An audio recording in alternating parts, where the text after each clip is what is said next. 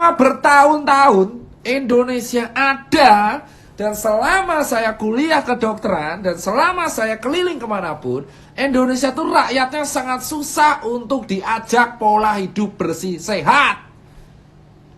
Halo teman-temanku sekalian, saya Bayu Muryawardana, jurusan Teknik Industri 2018. Kali ini saya akan menjelaskan tentang pengaruh manusia dengan COVID-19 terhadap lingkungan dan sekitarnya. Belum kita lanjut lebih dalam mengenai penjelasan pengaruh manusia dengan COVID-19 berdasarkan dengan lingkungannya. Pertama, apakah itu manusia dan apakah itu lingkungan? Manusia adalah makhluk hidup ciptaan Tuhan dengan segala fungsi dan potensinya. Setiap individu manusia tercipta dari sudut pandang yang berbeda, baik secara biologis, rohani, kebudayaan, dan masih banyak lagi.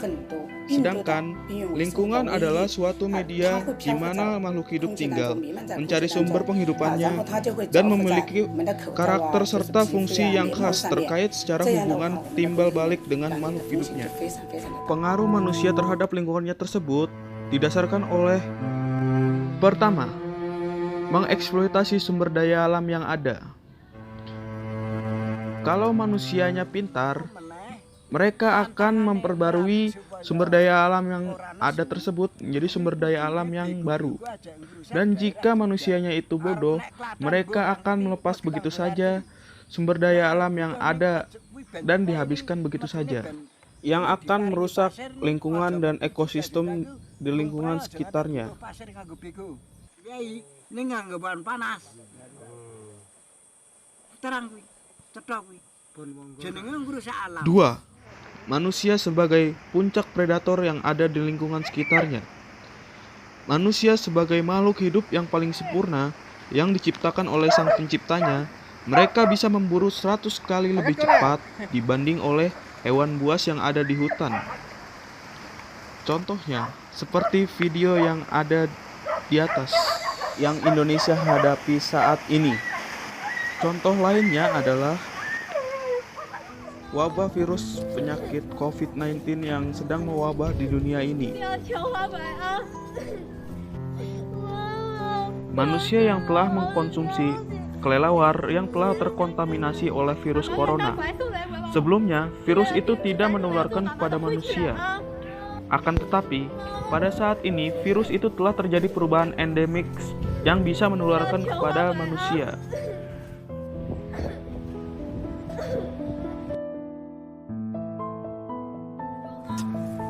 Pada saat ini, kasus coronavirus yang tersebar di seluruh dunia dan terdata oleh WHO sebanyak 339.039 kasus dengan 14.698 kasus kematian dan 99.014 kasus yang telah sembuh. Data selanjutnya seperti berikut ini. Ya, seperti yang kalian lihat, inilah data-data yang telah diupdate oleh WHO atau World Health Organization atau Organisasi Kesehatan Dunia.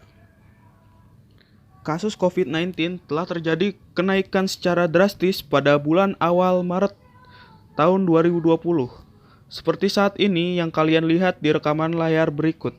Pada posisi pertama diperoleh oleh negara asal virus tersebut, tepatnya di Provinsi Hubei di kota Wuhan, China, dengan total kasus 81.093 kasus dan total kematian sekitar 3.270 kasus dan total kesembuhan sekitar 72.703 kasus.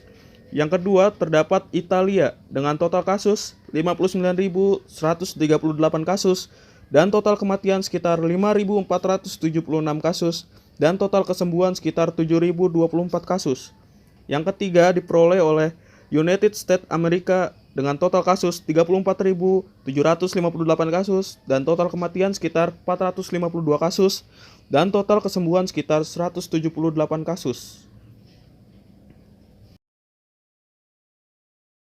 Sedangkan di Indonesia terdapat total kasus sekitar 514 kasus dan total kematian sekitar 48 kasus dan total kesembuhan sekitar 29 kasus. Data tersebut telah diupdate oleh Kementerian Kesehatan Republik Indonesia pada tanggal 22 Maret tahun 2020.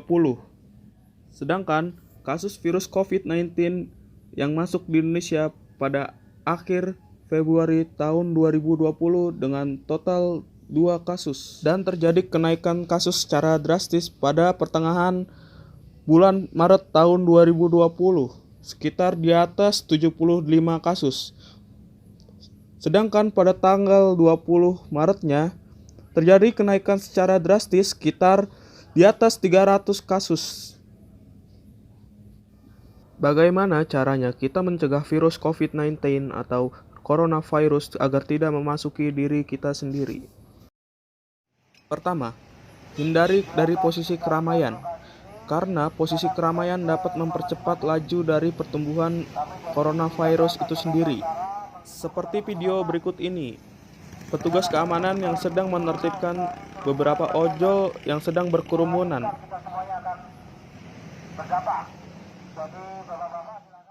Kedua adalah mencuci tangan sebelum dan sesudah aktivitas. Cara ini adalah cara yang paling sederhana. Ketiga, ketika kita sedang batuk, kita bisa memakai sikut kita sendiri dengan menutupinya. Seperti ini. Keempat, selalu menggunakan masker. Masker ini berguna untuk mencegah. Dan masker ini bukan digunakan untuk kita yang sehat, tetapi untuk orang-orang yang sakit dan juga petugas medis dan juga petugas kesehatan. Ada 3 yang membutuhkan seperti masker, penutup rambut, APD, dan yang lainnya. Yang pertama, ada petugas medis atau kesehatan. Yang kedua, orang yang sakit. Yang ketiga, orang dalam pengawasan atau ODP. Yang keempat, pasien dalam pengawasan atau PDP.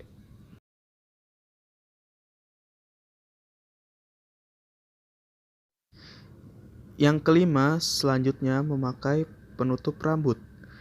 Karena saya mendapat info dari media sosial dari salah satu mahasiswa universitas di salah satu provinsi Hubei. Virus tersebut dapat menempel di rambut.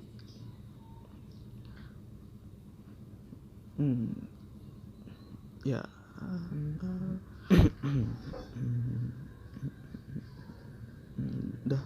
Belum.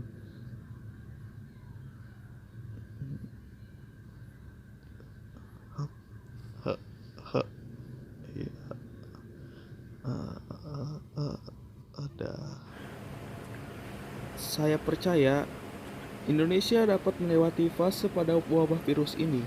Jaga diri sendiri dan keluarga di rumah dan ikuti anjuran pemerintah. Sekian dan terima kasih.